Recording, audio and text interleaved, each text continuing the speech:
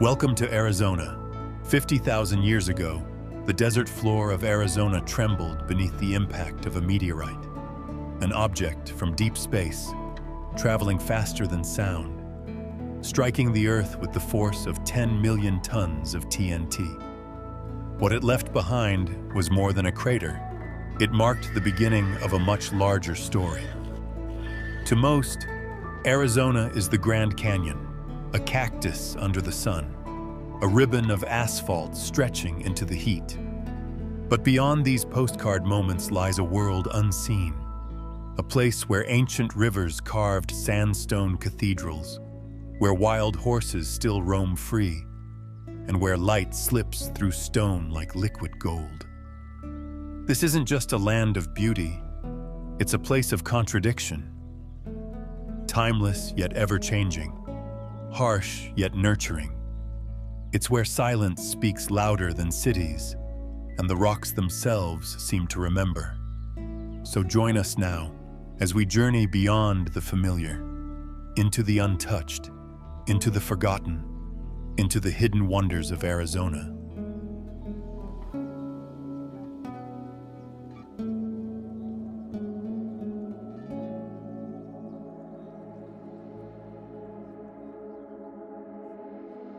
Just outside Winslow, Arizona, lies a bowl-shaped depression nearly a mile wide and over 550 feet deep, Meteor Crater.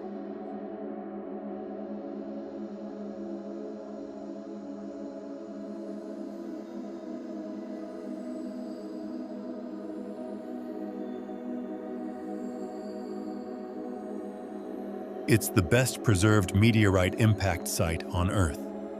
Formed around 50,000 years ago by a 150-foot nickel-iron meteorite, it struck the Earth at 28,000 miles per hour.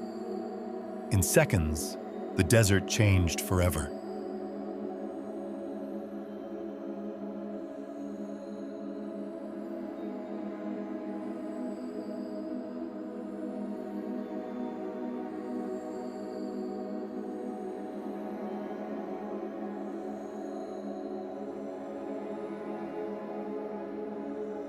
For years, scientists debated whether it was volcanic, but layers of melted rock and scattered metallic fragments told the truth. This was a scar from the sky. NASA once used the site to train Apollo astronauts, simulating lunar terrain.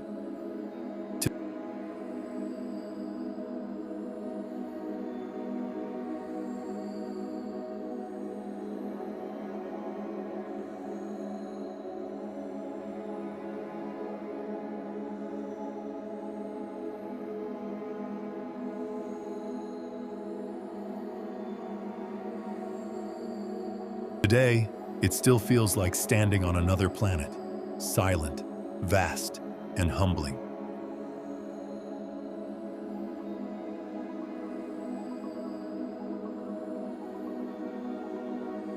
Where the Colorado River once flowed free through Glen Canyon, today lies Lake Powell, a sapphire serpent winding between rust-colored cliffs. This man-made reservoir, created by Glen Canyon Dam in the 1960s, flooded hundreds of side canyons, hiding ancient rock art and stone arches beneath its shimmering surface. Yet the beauty remains undeniable. Boaters drift through narrow slot canyons, sunlight dancing on mirrored water. From above, the landscape looks painted, layered in red, orange, and ochre. Lake Powell holds nearly 8 trillion gallons of water when full, supplying cities, farms, and ecosystems far beyond its shores. It is at once a lifeline and a monument to the delicate balance between need and nature.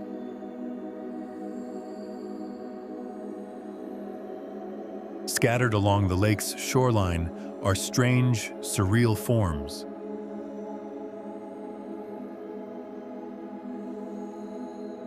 Balanced rocks. Massive boulders rest atop narrow pedestals, as if frozen in a moment of defiance against gravity.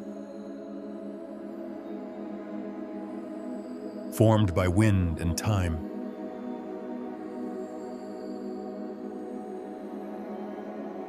These natural sculptures once guided early explorers through the high desert.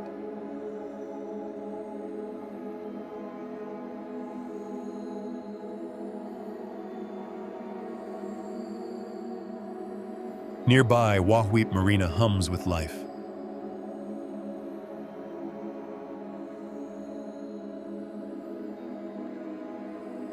It's a modern outpost for those who seek the remote.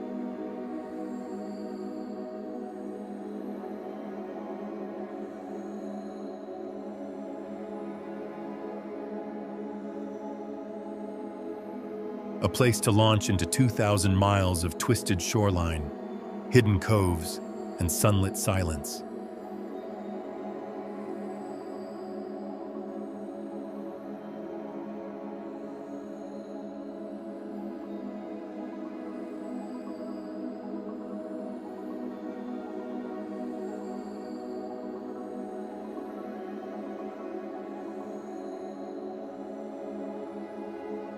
But just beyond the engines and boat ramps, the desert returns to stillness.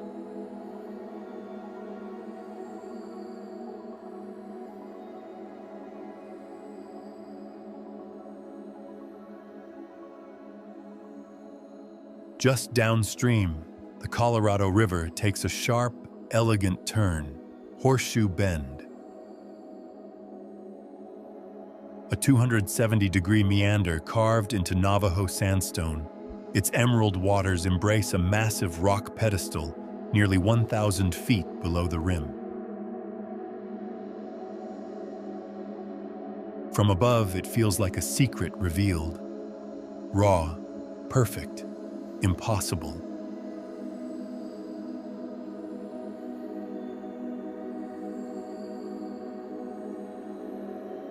Though only a short walk from the highway,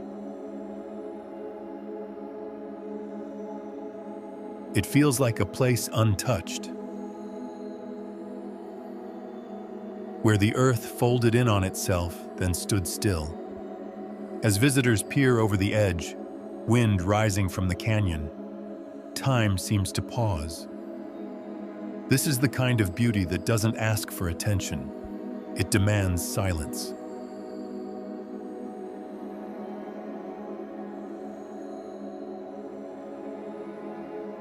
No place on Earth compares to the Grand Canyon. At 277 miles long, up to 18 miles wide, and over a mile deep.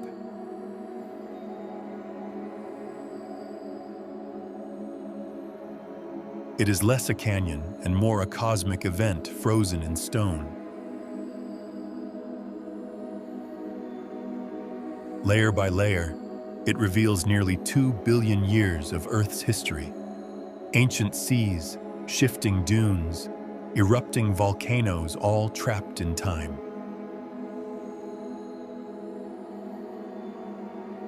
And yet, no two visits are the same. Clouds cast shadows that turn red rock to gold. Storms roll in from nowhere, while hawks soar beneath your feet. The canyon is a place of scale, and silence.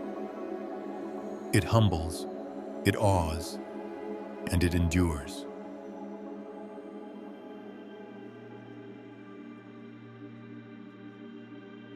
The South Rim welcomes millions, with paved paths, tour buses, and wide-open views.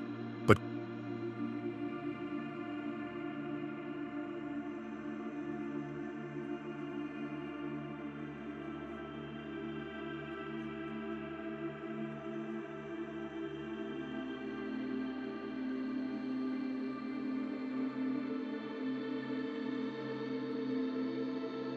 cross the canyon by road or imagination, and you reach the North Rim.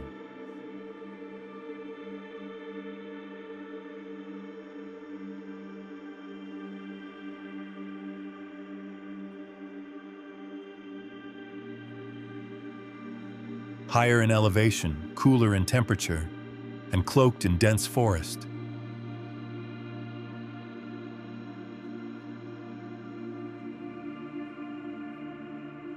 It feels like another world.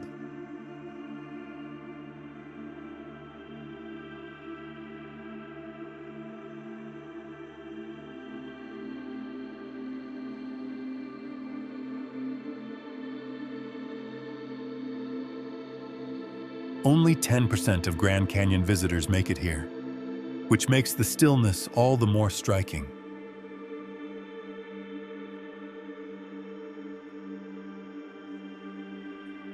From Point Imperial or Cape Royal, the canyon stretches endlessly, cloaked in pine and mystery. Wildflowers bloom along the trail's edge, and elk graze in alpine meadows, unaware of the abyss nearby.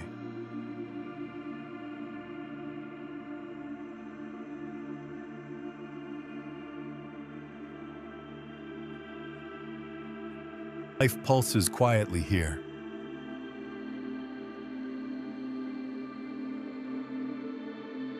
On the Kaibab Plateau,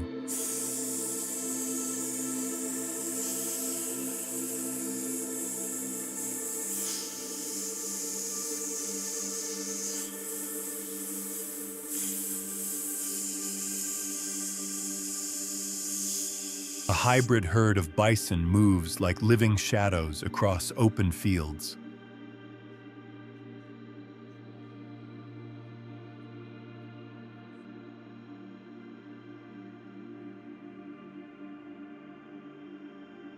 Massive, shaggy beasts, some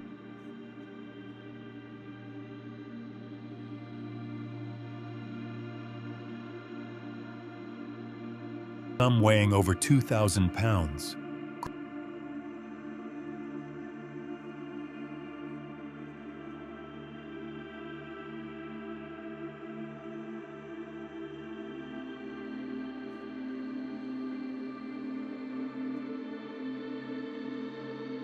Graze beneath ponderosa pines, shaped by snow and wind.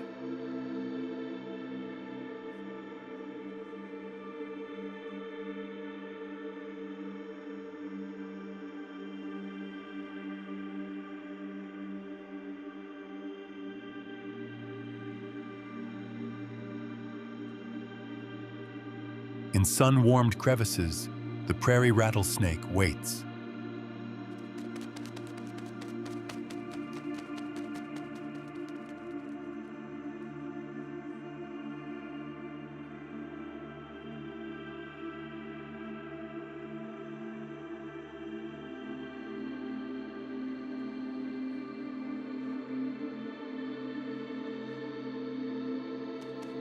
It doesn't chase, it listens, then strikes with precision.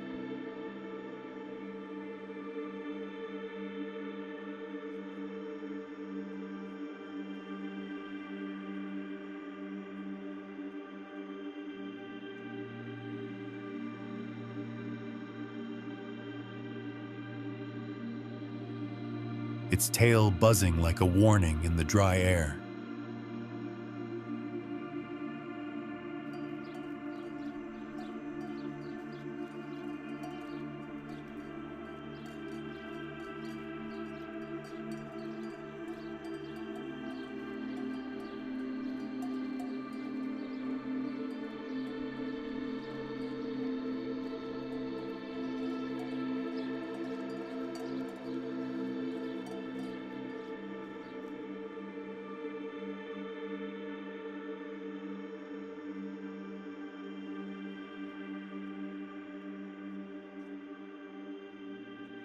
Above it all, the red-tailed hawk drifts effortlessly.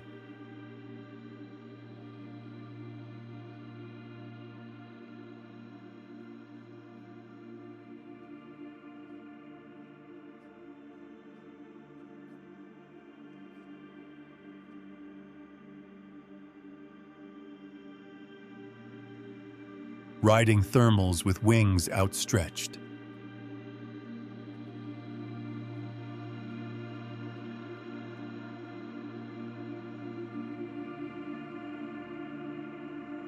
Its scream cuts through silence, reminding all below, this is still a wild place.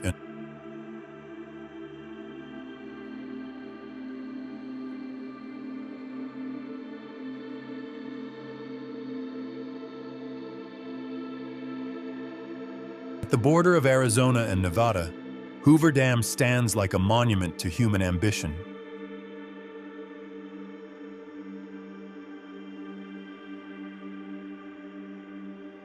Completed in 1936 during the depths of the Great Depression, it tames the Colorado River with 6.6 million tons of concrete.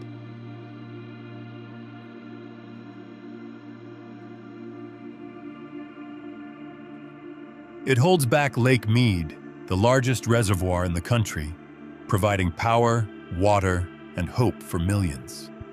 But it also submerged canyons, shifted ecosystems, and forever altered the natural rhythm of the river.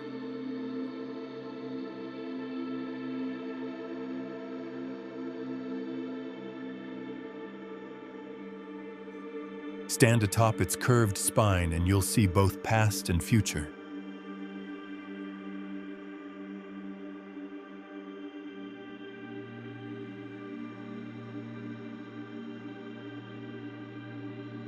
One side, the blue promise of Lake Mead. The other, the narrow gorge of Black Canyon, where the river squeezes through stone, still carving, still resisting.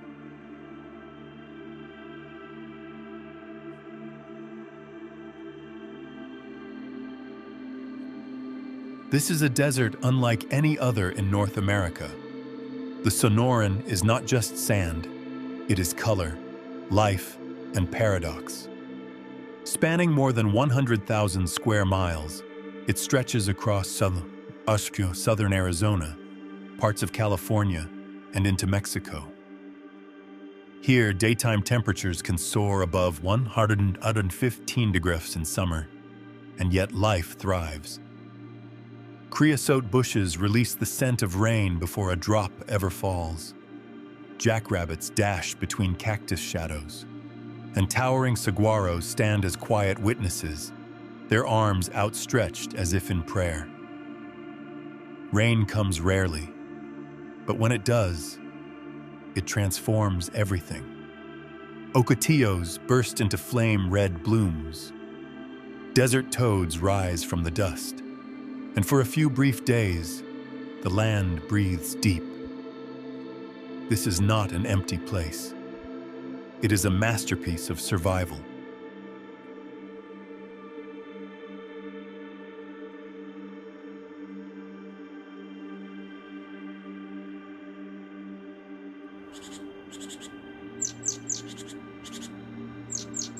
In the flatlands east of the Huachuca Mountains, shallow marshes form at Whitewater Draw.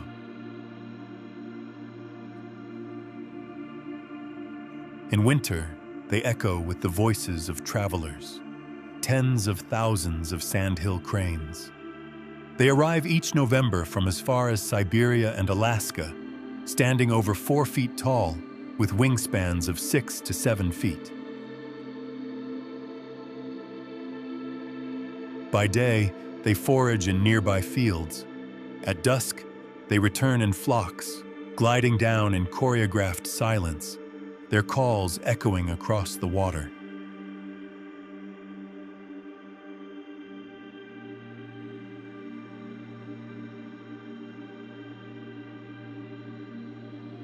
It's a sight that speaks of ancient rhythm. They've been making this journey for thousands of years. Long before cities, before highways. At dawn, their departure is even more powerful.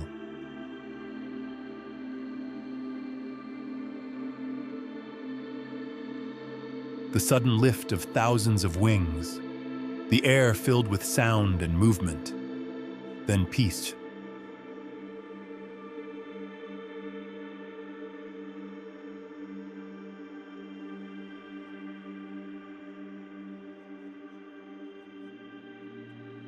Split into two districts on either side of Tucson, Saguaro National Park is the beating heart of Arizona's desert identity.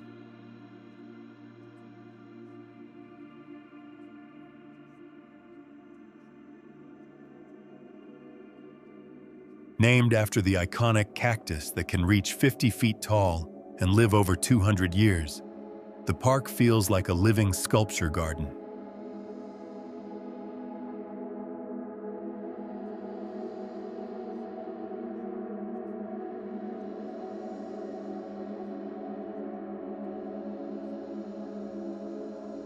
Each saguaro has a different form, some straight like columns, others twisted with character. They bloom at night in early summer, their white flowers drawing bats and moths under a full moon.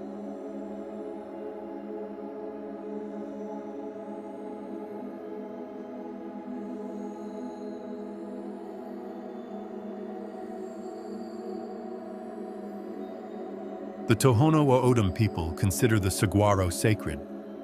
They harvest its fruit, make wine for ceremonies,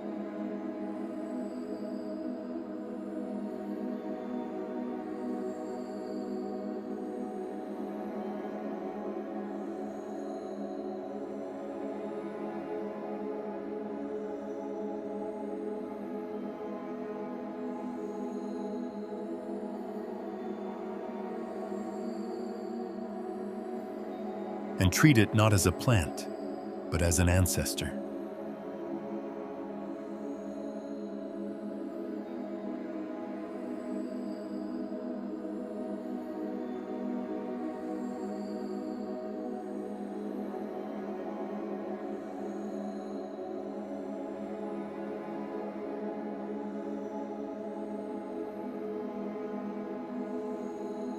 Within the park, trails wind through valleys and rocky hills. Gila monsters move low to the ground. Coyotes sing at sunset.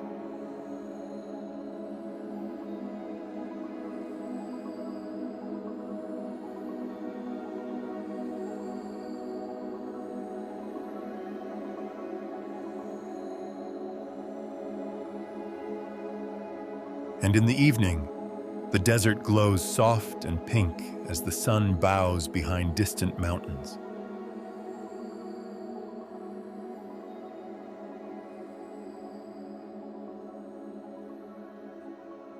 Though mostly in California, the northern edge of the imperial sand dunes brushes into Arizona, a sea of shifting sand stretching for miles. Also called the Algodones Dunes, they rise over 300 feet in places, shaped entirely by wind. Golden waves roll toward the horizon, constantly changing. No footprint lasts for long. No path is ever the same. Used in films and military training, the dunes may look empty, but they teem with hidden life. Sidewinder tracks curve across the sand. Beetles scurry beneath the surface, and at night, the stars explode overhead, reflected dimly in every grain of sand. It's a place of motion and silence, a desert in its purest form.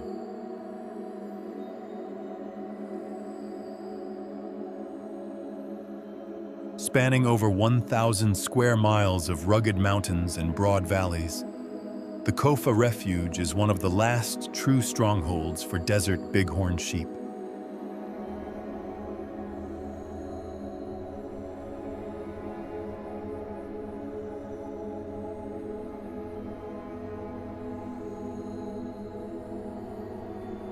The name Kofa comes from the king of Arizona gold mine, once a symbol of extraction, now a place of protection.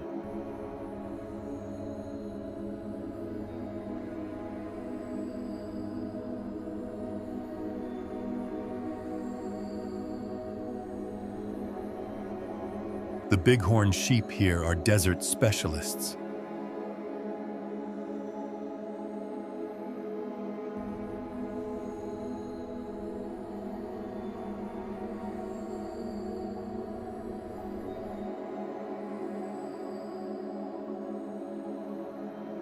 They need little water, survive brutal summers, and climb cliffs with ease that would terrify most climbers.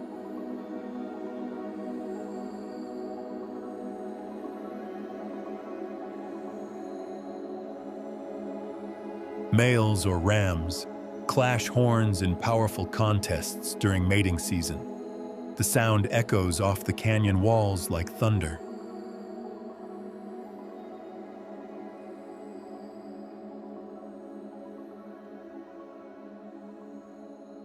Their curled horns can weigh up to 30 pounds, more than all the bones in their bodies combined.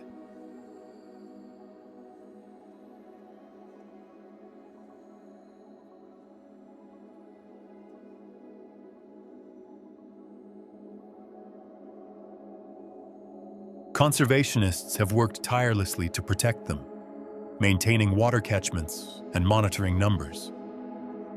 Today, their population has stabilized, but the desert is still unforgiving.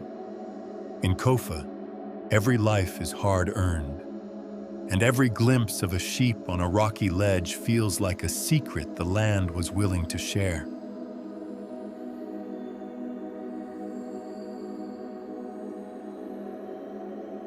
Tucked against the Utah border lies the Vermilion Cliffs National Monument. Massive sandstone escarpments that rise like fortress walls from the desert floor.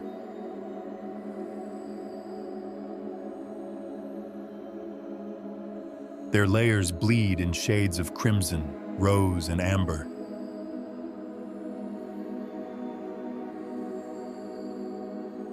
Geologic records of ancient seas, wind-blown dunes, and shifting climates.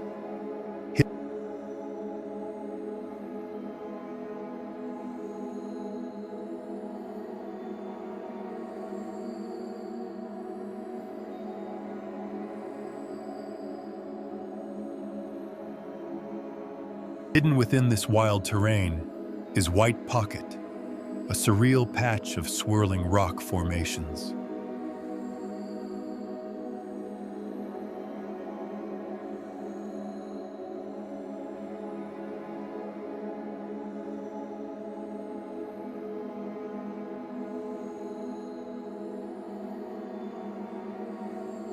Here, the ground twists and curls like marble taffy, bands of white, gray, and coral frozen mid-motion.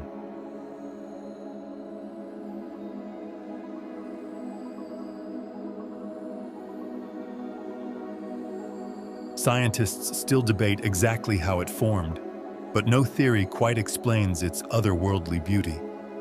There are no paved roads here, only sand tracks and solitude.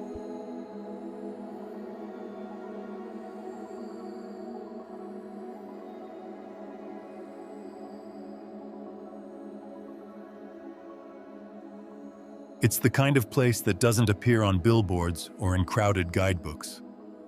But once you walk its undulating stone, silence becomes profound, and time irrelevant.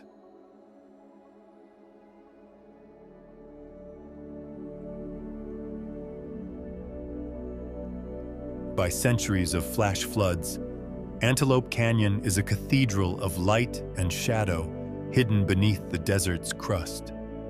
The upper canyon is wide and easy to walk, its high walls pierced by shafts of sunlight that turn dust into floating gold. The lower canyon is narrower, more intimate, a labyrinth of sculpted sandstone curves that seem to breathe as you pass. To the Navajo, this place is sacred. Its Navajo name, Tse Bighanilini, means the place where water runs through rocks. And indeed, every contour, every smooth wall is the signature of water's persistent hand. Come at noon, and the canyon glows in fire tones. Come at dusk, and it hums in quiet purples. But always, it whispers. This is not just rock. This is memory carved in silence.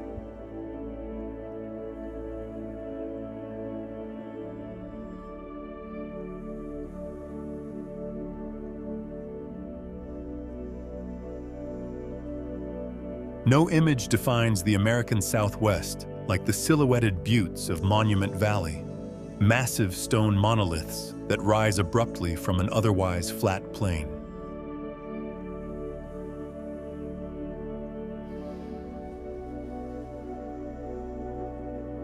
To the Navajo Nation, this land is home and heritage. To filmmakers, it's a stage of legend.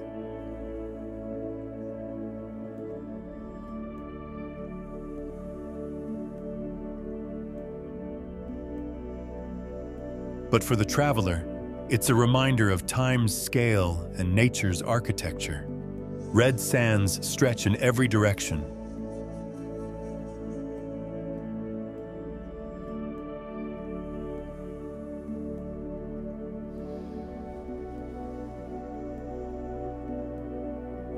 Eagles circle overhead. The wind carries stories. Each formation has a name. The Mittens, Totem Pole, Elephant Butte.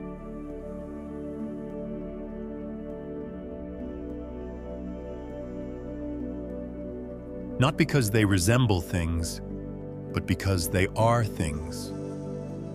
Spiritual presences in stone, standing watch over a land older than memory.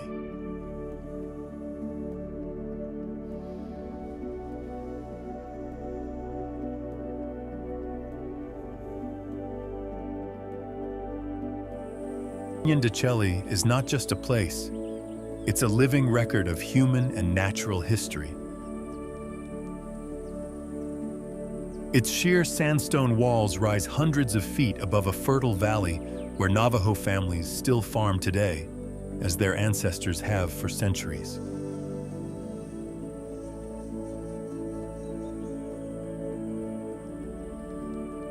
At the heart of the canyon stands Spider Rock, an 800-foot spire that pierces the sky like a needle of fire-lit stone.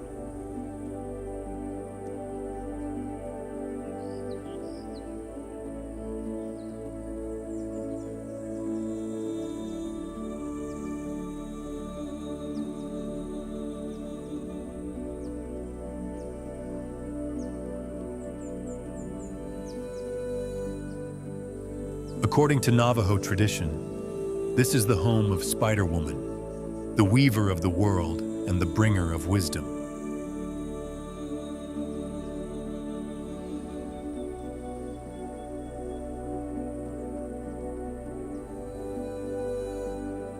Petroglyphs hide on canyon walls, symbols left by ancestral Puebloans, Hopi, and Navajo people.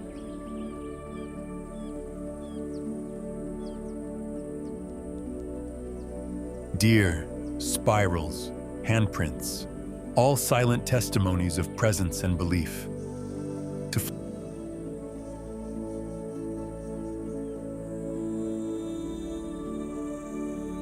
float silently above the canyon in morning light, or to walk its shadowed floor at dusk, is to feel the stillness of centuries surround you. Here, the past is not behind. It is beneath, above, and beside you.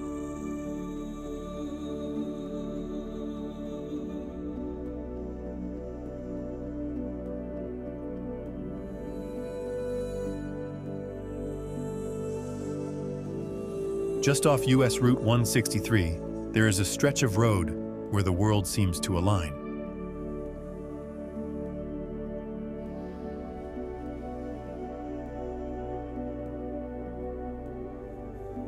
Straight asphalt cuts through crimson sands, leading the eye toward the Mitten Buttes of Monument Valley.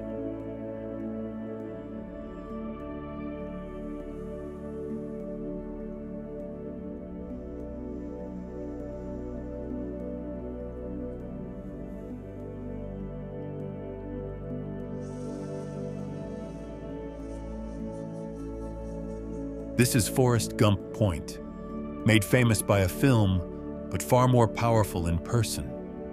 Stand here, and you face not just a view, but a presence.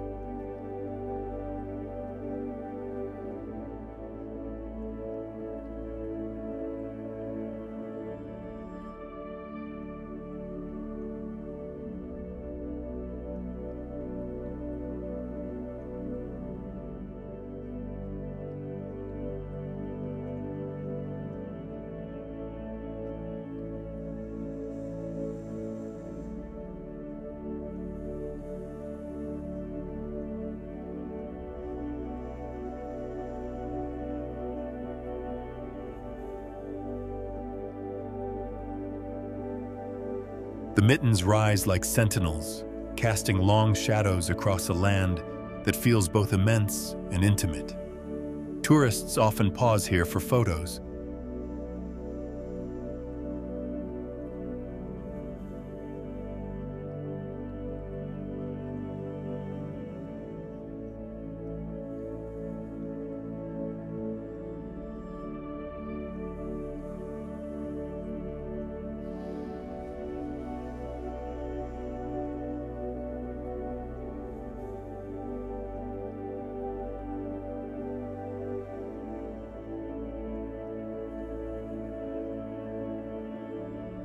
But linger a little longer, and you'll hear more than the wind.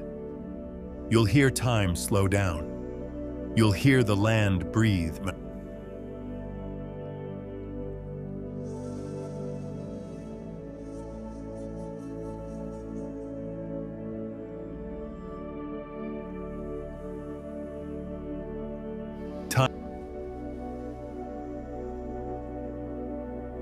Time collapses in the petrified forest. What looks like a scattering of fallen logs is, in truth, a stone library. Fossilized trees that once towered over a Triassic landscape nearly 225 million years ago.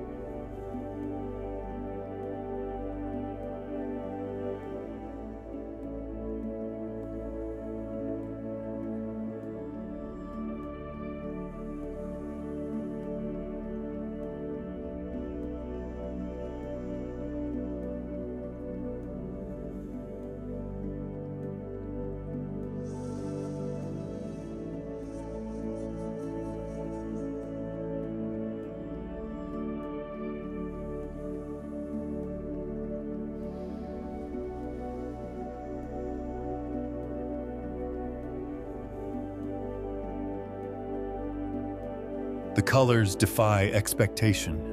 Reds, yellows, purples, each a trace of ancient minerals that replaced organic matter cell by cell, atom by atom.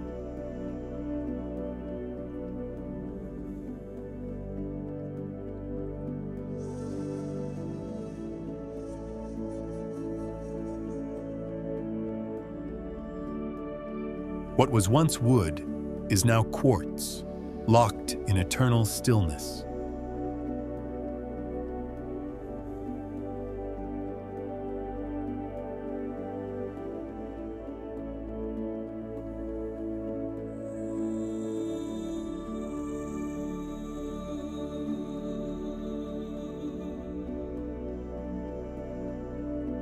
To the north, the painted desert unfolds like a dream.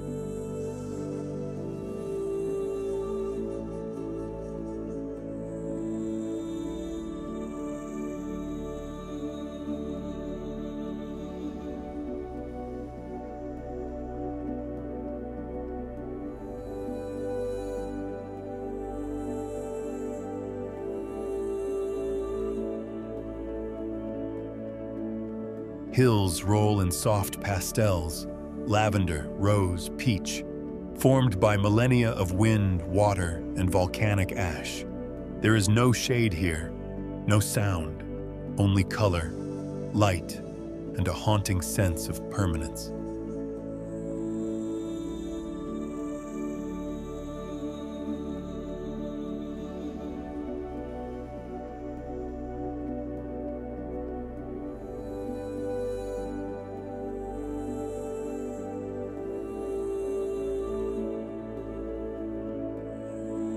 The Hopi people say this land holds memories. Look closely, and you might agree.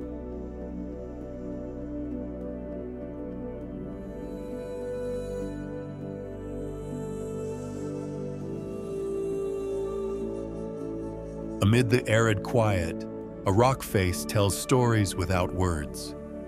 Newspaper rock is etched with over 650 petroglyphs, bighorn sheep, spirals, hunters, and symbols lost to time. It's believed these markings were made by the ancestral Puebloans over 2,000 years ago. But they weren't just art. They were messages, records of migration, harvests, perhaps even spiritual visions. Today, they remain untouched. The black desert varnish still holds the scratch marks of obsidian and bone tools.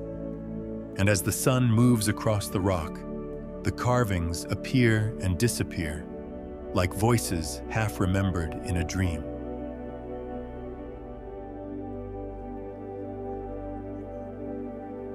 Within the saguaro-covered plains of Tucson's west side lies Signal Hill, where spirals and circles are carved into the surface of desert rock.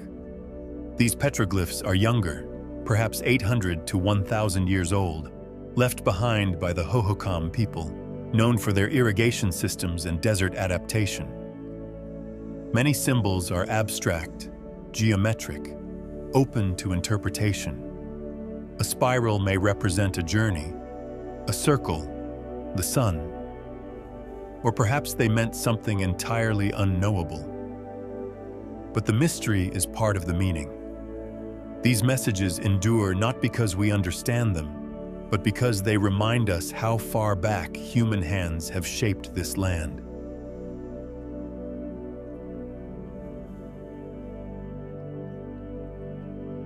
Near the Colorado River, invisible from the ground, lie massive earth figures, geoglyphs known as the Blythe intaglios.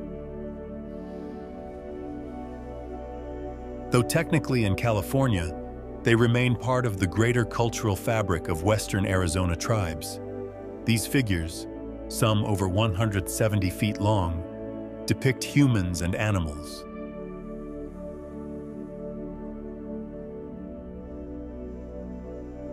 Scraped into the desert crust, visible only from the sky. Their creators? Unknown. Their purpose? Possibly ceremonial or astronomical.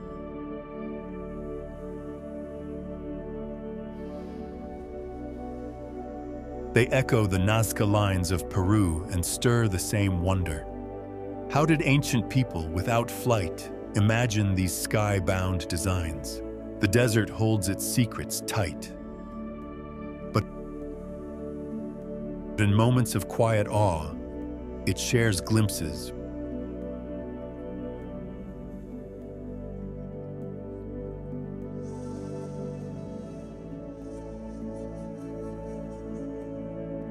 In the Red Rock country near Sedona, Courthouse Butte stands like a forgotten altar. Massive, square, commanding. Most days it's dry and sun-baked. But in the rare desert rains, a waterfall spills down its flanks, tracing grooves carved by centuries of storms.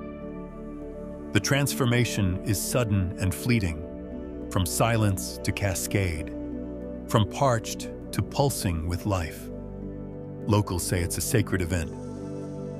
Hikers pause, and a hush falls over the trails. Even the birds seem to notice. For a few hours, stone remembers water, and we remember to look up. Tucked into the red cliffs outside Sedona, the Pulaski Heritage Site preserves the remains of ancient cliff dwellings built by the Sinagua people over 800 years ago. Small rooms are tucked beneath rock overhangs, protected from sun and storm. On nearby walls, faded pictographs in red, black, and white record everything from human forms to animal spirits. The name Palatki comes from the Hopi word for red house. And though time has worn down the structures, their presence still commands reverence. To stand here is to feel the echo of lives lived with deep awareness of land and sky. No electricity, no noise. Just stone, sun, and the steady passing of seasons.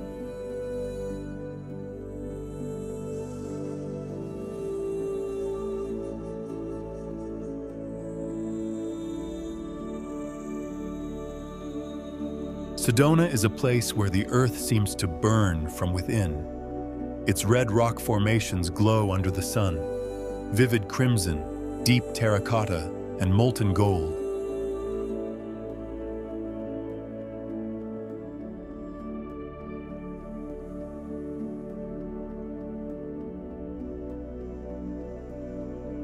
Colors drawn from the ancient iron oxide layered in the sandstone.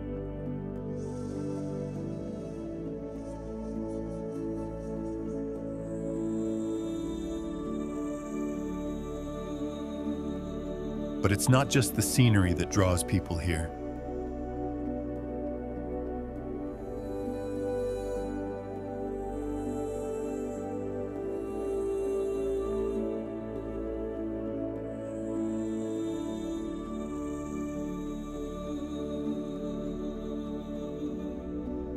There's a hum in the air. Some say it's the wind.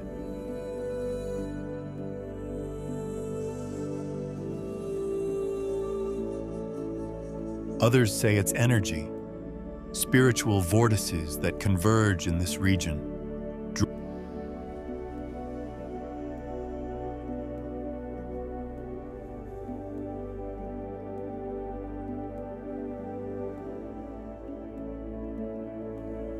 Drawing seekers and wanderers for decades.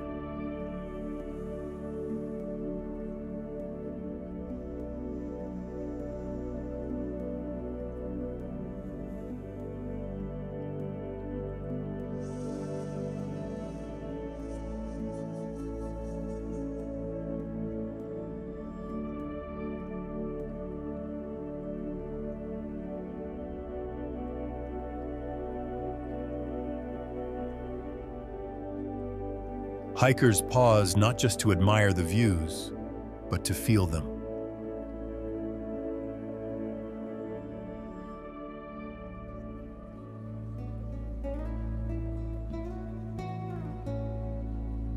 Sunrise ignites the cliffs. Sunset quiets the valleys.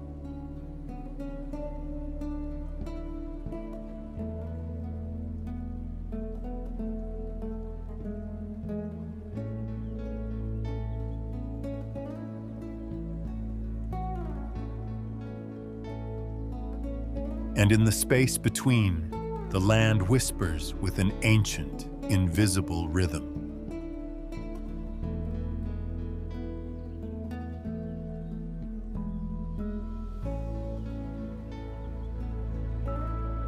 Bell Rock rises with a perfect symmetry, its rounded form shaped like a ringing bell frozen mid-sound.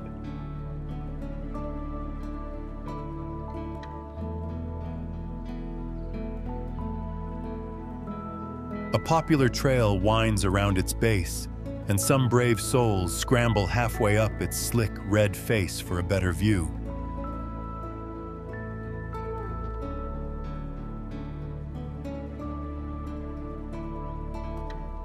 They say it's one of Sedona's vortex sites, where energy spirals upward like wind through a canyon flute.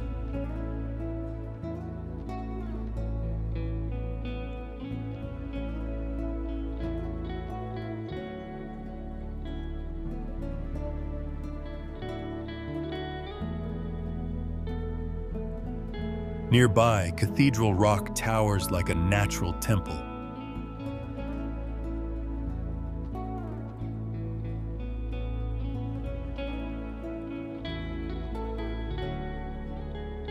Its twin spires and steep cliffs reflect the golden light in late afternoon.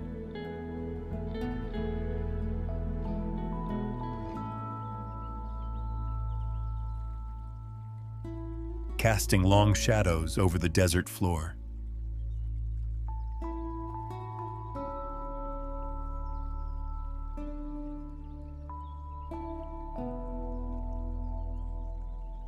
Photographers chase its changing moods.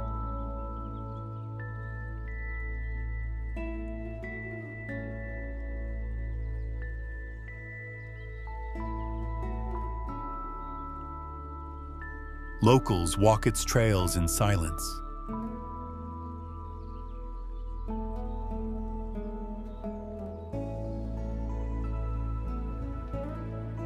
At sunset, the air cools.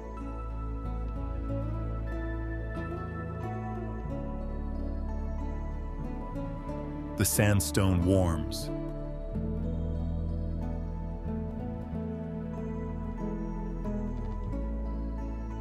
And the rocks seem to exhale light.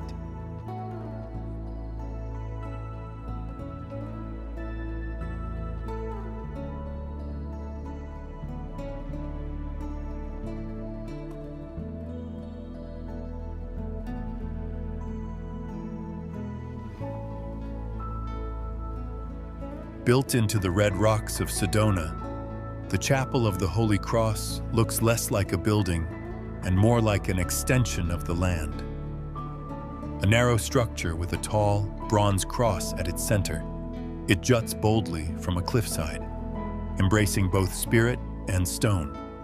Designed in the 1950s, the chapel offers not just architectural beauty, but panoramic views, rolling mesas, towering buttes, and winding desert roads below. Inside, it is quiet. No stained glass, no ornate statues, just light pouring in, reflecting off polished stone. Even non-believers find something sacred here. Perhaps it's the stillness. Perhaps it's the way the chapel seems to listen rather than preach.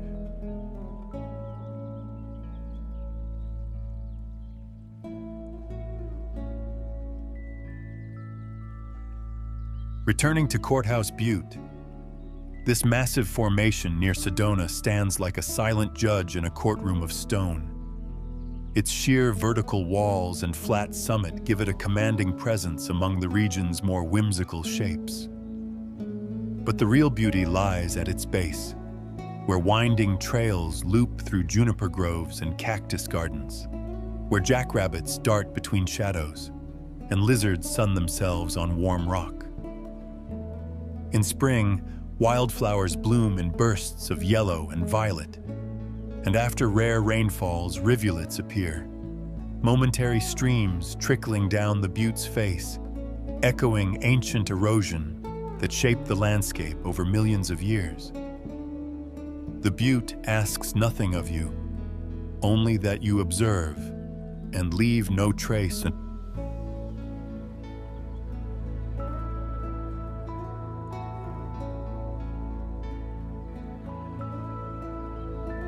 East of Phoenix, the Superstition Mountains rise like broken teeth from the desert floor, sharp, jagged, and veiled in mystery.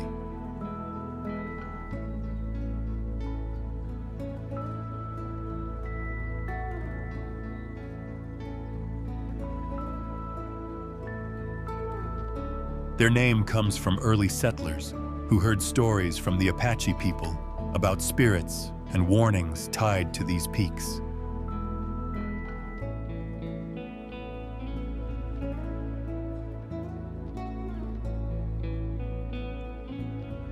Legend speaks of the lost Dutchman's gold mine, hidden somewhere among the canyons. Many have searched, some never returned.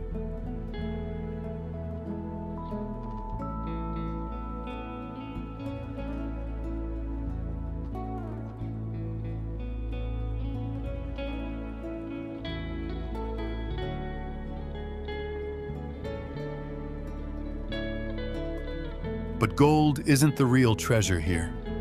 Take the steep hike to the Wave Cave.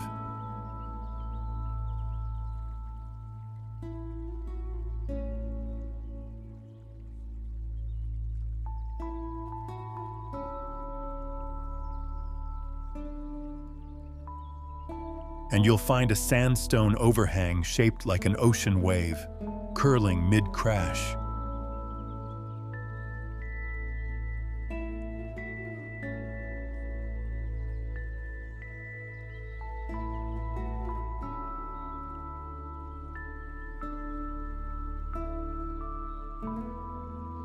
Sit inside it at sunset.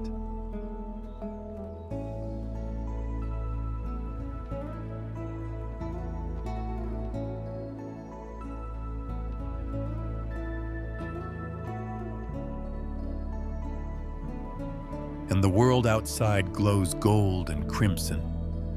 Shadows stretch across the desert like brushstrokes on canvas.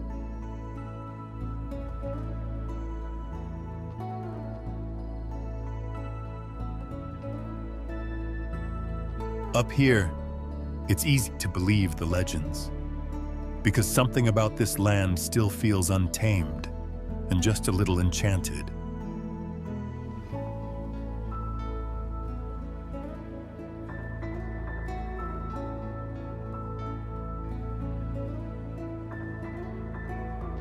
In the early morning haze, the Salt River flows like a silver ribbon through the desert east of Phoenix.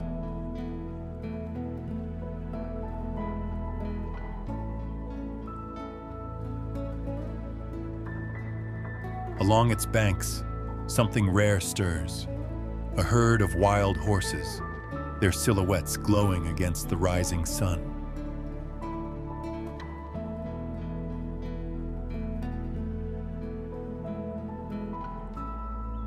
These are the Salt River horses, believed to be descendants of colonial Spanish steeds.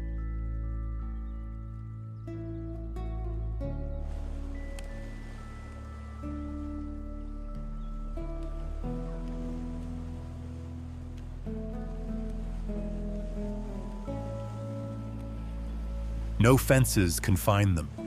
No ranch brands mark them.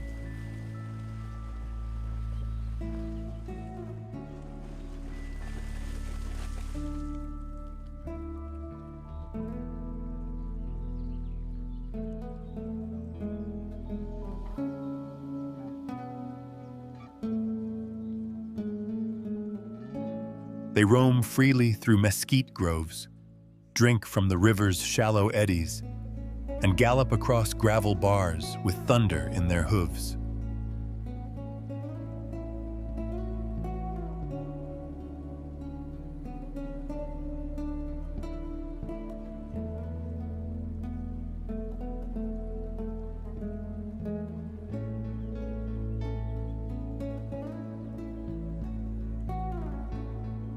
Birdsong mixes with the soft clop of hooves on riverstone.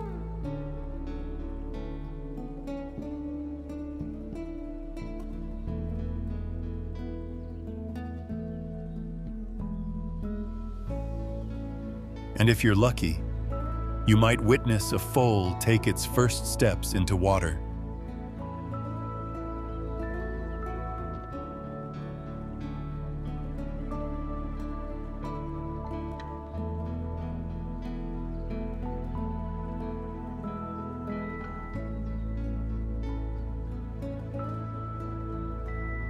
That has flowed for millennia, quiet, steady, eternal.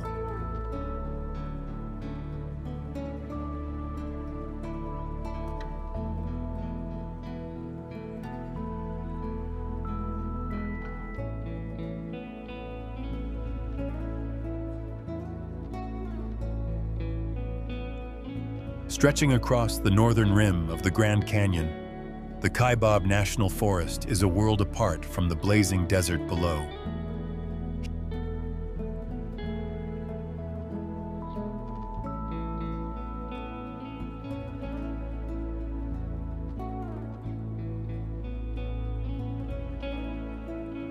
Here, ponderosa pines rise like cathedral columns, and in summer, meadows burst into bloom with purple lupine and golden aspen daisies. Deer move silently through the underbrush. Ravens circle high above. In fall, the trees blaze with gold, leaves dancing in crisp air, whispering the change of seasons. Kaibab means mountain lying down in the Paiute language.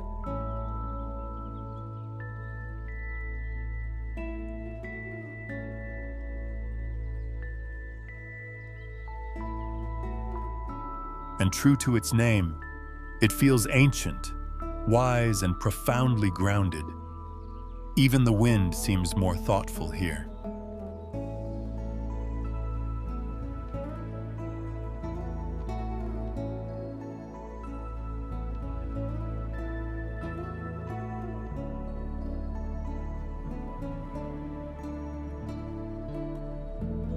Just northeast of downtown Phoenix, Camelback Mountain rises abruptly from the city, shaped unmistakably like a kneeling camel. Its red sandstone flanks lure hikers every morning, but it's the view from the top that stays with you.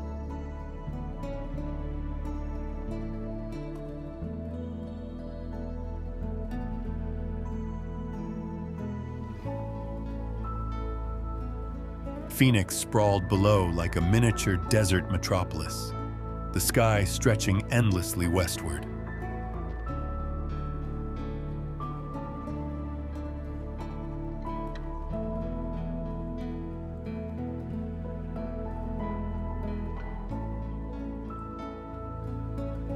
At its base lies Paradise Valley, a name that, for once, lives up to its promise.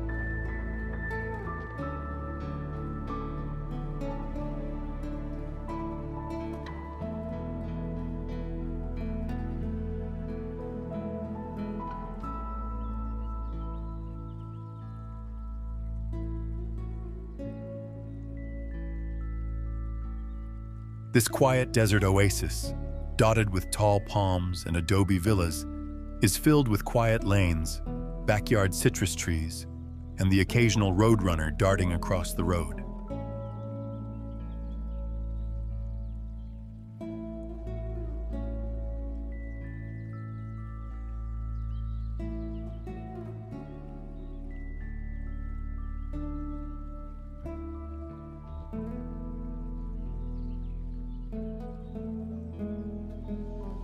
The contrast between mountain and valley is stark.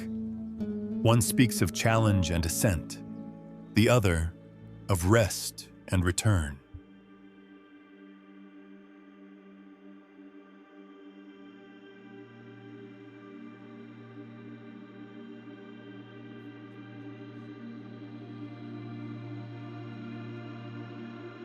The Phoenix Mountains weave their way through the heart of the city, a spine of volcanic hills that offer both escape and perspective.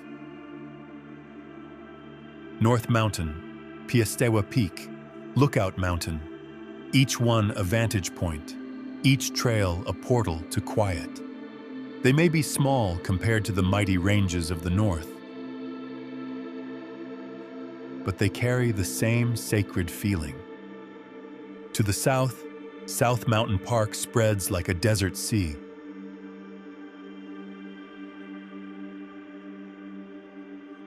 Over 16,000 acres of saguaro forests, ridgelines, and petroglyph-marked stones. Coyotes howl at dusk, and bats flutter silently under twilight skies.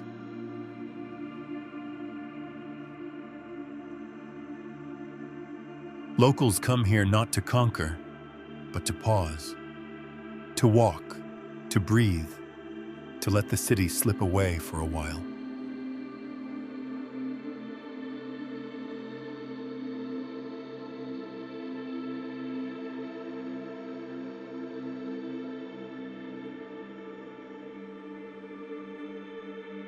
Just outside Prescott lies Watson Lake, its blue surface tucked among massive granite boulders known as the Dells.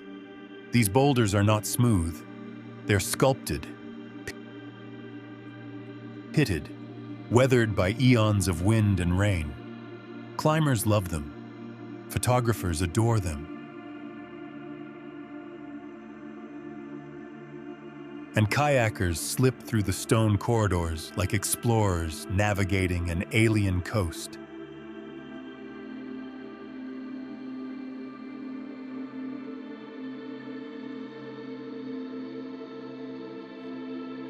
The lake's stillness is deceiving. It mirrors the sky with perfect precision, clouds, birds, even the circling vultures above. And when a breeze stirs the surface, the reflection shatters like glass, reminding you that even beauty here is temporary, shifting, alive.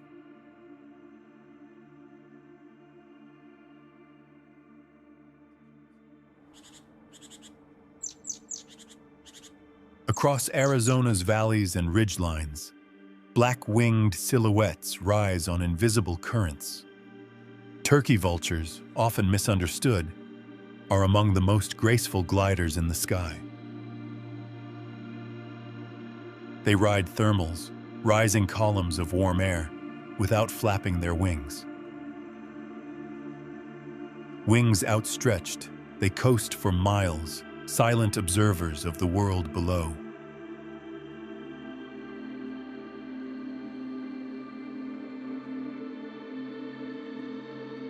They are the desert's recyclers, its quiet cleaners.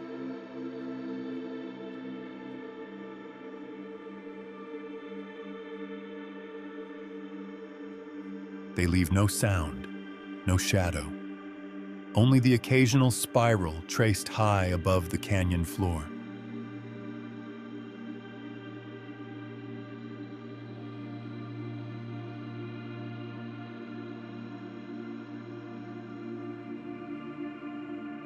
Atop South Mountain's highest point sits Dobbin's Lookout, a stone structure built in the 1930s with wide arched openings that frame the entire Salt River Valley.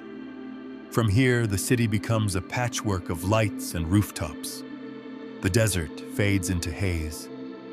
And on clear days, you can see the San Francisco peaks over 100 miles away.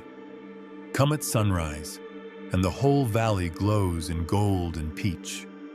Come at night, and Phoenix twinkles like a galaxy grounded in sand. The air up here feels different, still, dry, and timeless.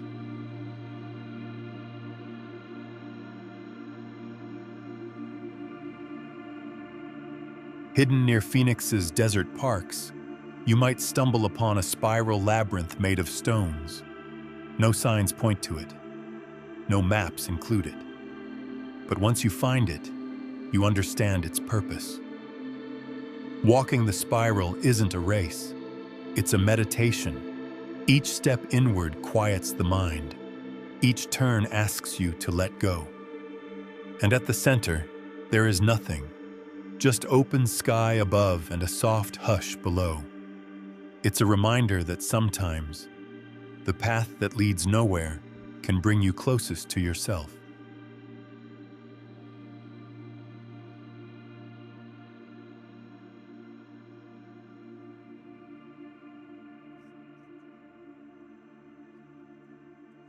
At Arizona's southwestern edge lies Yuma, a sun-drenched town nestled against the Colorado River. Here, the desert has been tamed, not by force, but by water.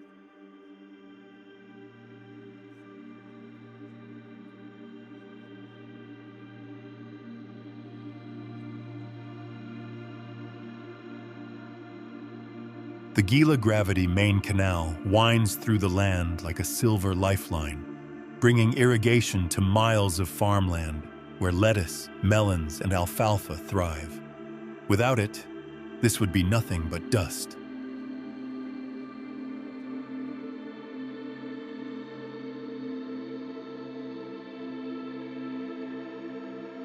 But with it, green fields stretch beneath the desert sun.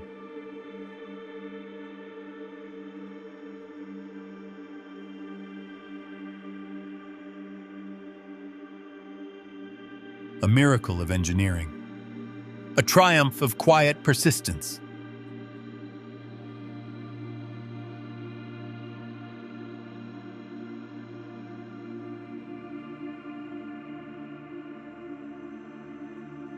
Here, water is life, and every drop tells a story of survival.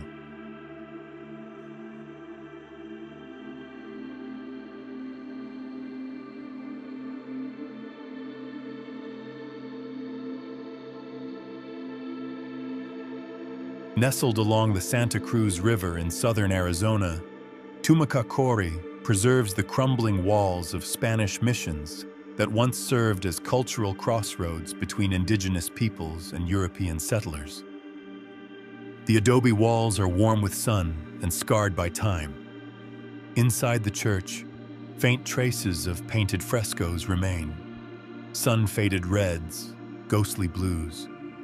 The silence is deep here, broken only by wind brushing through mesquite trees and the distant call of a mourning dove. This land once rang with footsteps of O'odham dancers, Franciscan chants, and the murmur of native languages now nearly lost. What's left is memory baked into the clay, waiting patiently for those who choose to listen.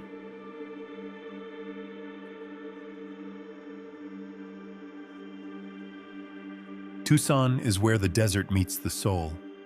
Set against the backdrop of 5 mountain ranges, this city breathes with art, music, and an ancient sense of place.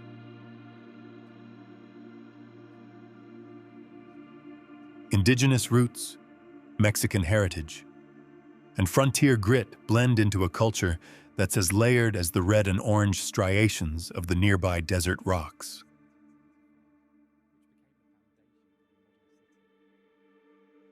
Wander through the Barrio Viejo with its adobe walls and colorful doors. Smell mesquite smoke curling from open-air kitchens. Hear mariachis drifting through a warm evening breeze. Tucson doesn't rush. It sways. It remembers.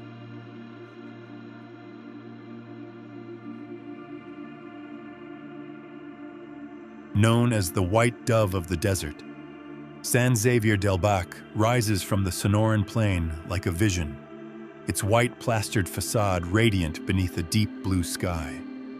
Founded in 1692, this Catholic mission is still active, still sacred.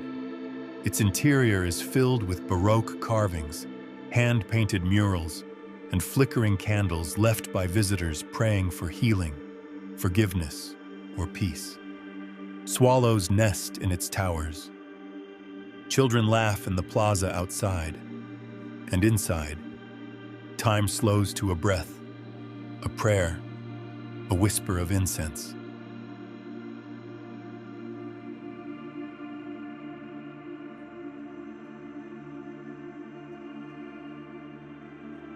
Amid the glass towers of downtown Phoenix, the Rawson House stands like a time capsule.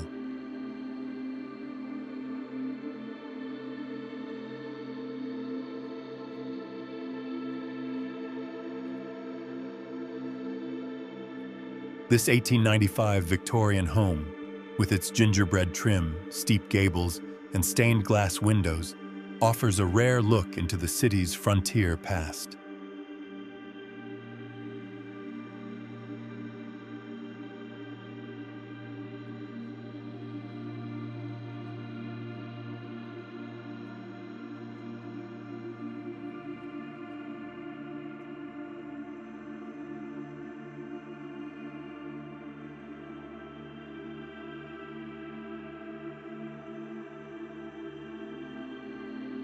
Here, lace curtains shade the parlor. Gas lamps glow softly against wallpapered walls, and every room echoes with the voices of those who lived, loved, and struggled within them.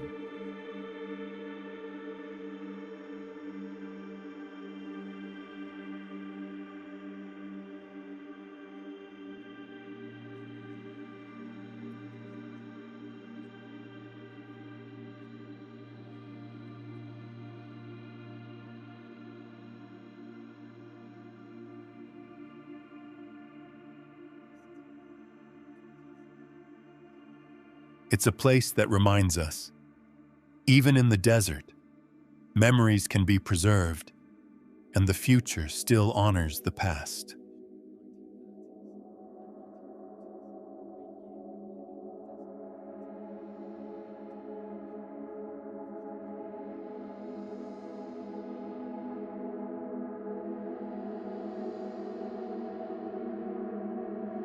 High in the hills near Jerome lies the Gold King Mine, a living museum of Arizona's mining boom era. Rusting trucks, dusty workshops, and a clutter of tools fill the grounds.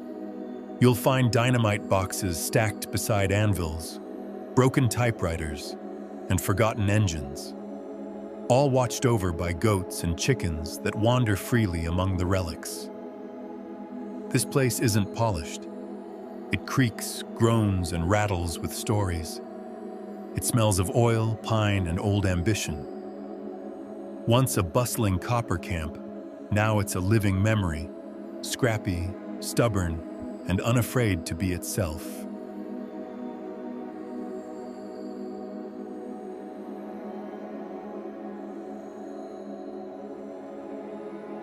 Prescott is a town that still wears its cowboy boots. At its heart stands the Yavapai County Courthouse, a stately building of granite and shade trees, where locals gather for festivals, protests, and impromptu fiddle tunes. This town once served as the capital of Arizona Territory.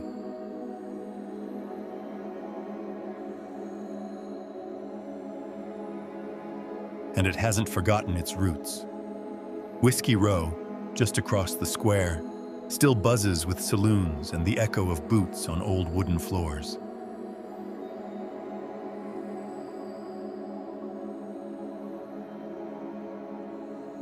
But beyond the frontier spirit, there's a quiet dignity here, an understanding that history isn't just in books. It's in every brick, every bronze plaque, and every sunset that paints the courthouse steps gold.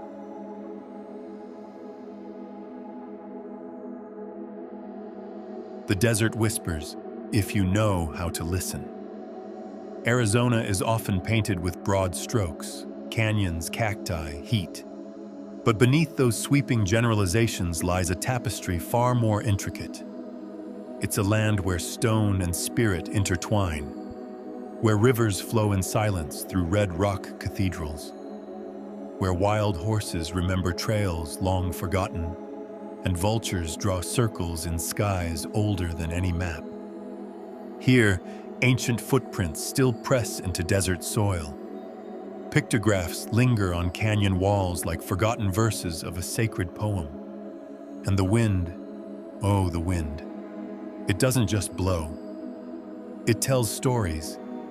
You see, Arizona isn't just one thing. It's a constellation of wonders, some carved by water, others by fire. Some whispered through ancestral memory, others etched into fossilized wood. It's the shimmer of heat rising over a copper mine, the hush of snow falling on red stone spires, the weight of centuries balanced on a single boulder. We came searching for hidden places, but what we found was something greater, a stillness, a reverence. A reminder that even the most arid places hold deep wells of life and mystery. So as we leave these sacred grounds, let's carry with us not just photographs, but presence. Not just facts, but feelings. And remember that the most extraordinary places often lie just beyond the edges of the guidebook, waiting in the quiet, in the shadow, in the wild, in Arizona.